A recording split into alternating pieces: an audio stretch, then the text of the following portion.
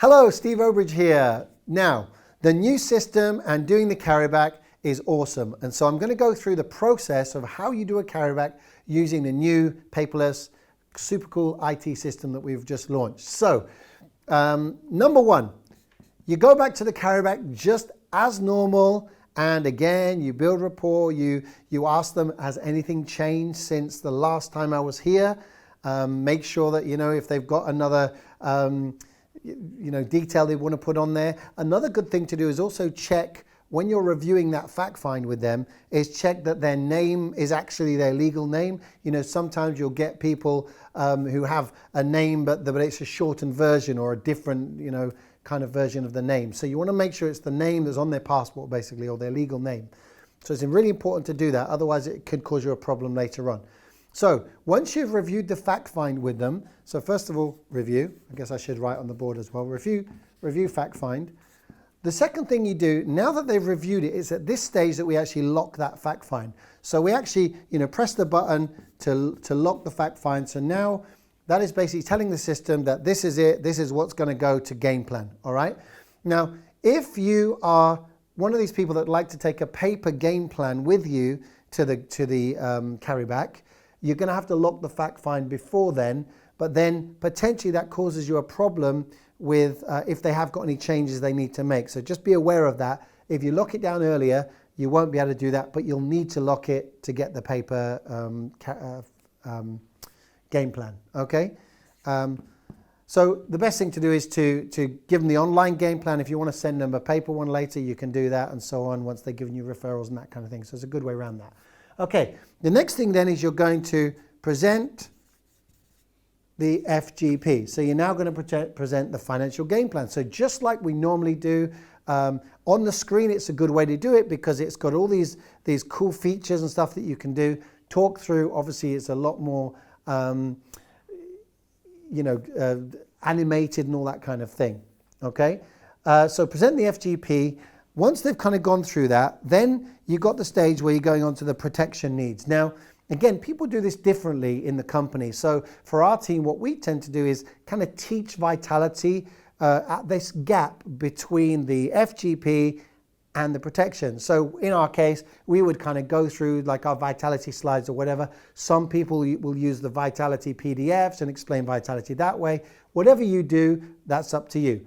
Once you've done that, then of course, you can go on to your actual selecting your protection. Okay, so now you're presenting the ABCs, okay? You go through the ABCs, again, pretty much the same as you already do. Now, what's really cool about what we've got now is normally we're used to having the ABCs on a piece of paper and we're kind of covering stuff up and revealing as we go. The cool thing about the new system is we've got these buttons that will actually show you the ABCs. So like it defaults to show you what they currently have, and then you can actually click like a reveal button on the A, B, and the C in the order that you want to do it. I always do it C first, ideal, then B, sensible, A, minimum. But it means you can reveal it like that and also reveal optimizer in the same way. By the way, if you make a mistake and reveal a bit too early, don't worry, you just press the button and hide it again, okay? So there's a lot of cool stuff in there to help you with that. Once they've gone through the ABCs and they've sort of said, well, we want option B or whatever it is they want, you now have to make a selection. So what they do is they've then got to select their choice. So they make a selection of, let's say it's option B optimizer or B1, whatever it is. So they select that, and then what it does, it pops up with a box to say, well, what are the reasons they're selecting this? And also if they're replacing something else, you say yes or no. If it's yes, it will give you another box to fill out to say why they're replacing it. So pretty much what we already have on our paper one. So again, very, very, very simple. Okay, once they've selected it, it will automatically then take you to the DCF, to the data capture form. Then again, very, very similar to what we've got now, except you kind of pass your laptop or your iPad or whatever it is to the client, just get them to go through the DCF. It clicks through all the pages just like normal, and it'll even tell you if there's things missing, if there's something that's not filled in, it will tell you.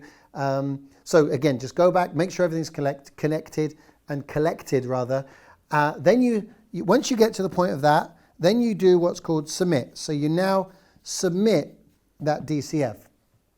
What that means is you're now submitting that and it's going to then email the client. So very similar to what happened in the scoop, it's going to email the client like an approval button, just like on the Carryback, there's an approval button, and they're going to receive that email, they're going to click it to approve it. It'll kind of summarize them, send them things like the direct debit guarantee and things like that.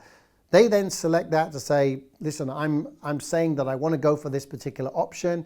They select it. While they're waiting for that to come, what you're going to need to do is the AMRAs, okay? One of the things we can't do online at the moment, so that's the access to medical records forms, okay? Now you're going to need to take 2 paper ones with you, so that what will happen is, whilst they're kind of waiting for the email to come through, which probably takes seconds, but then you say, well, while we're waiting for that, let's fill out these access to medical records forms. This is something we're going to need. So take the signatures on both husband and wife, both partners, okay? They then will get that email. They're going to press that button to approve. Now I'm going to go over here. They've now approved. I don't know if I'm going off the board here. So let me carry over. So they've approved. Okay.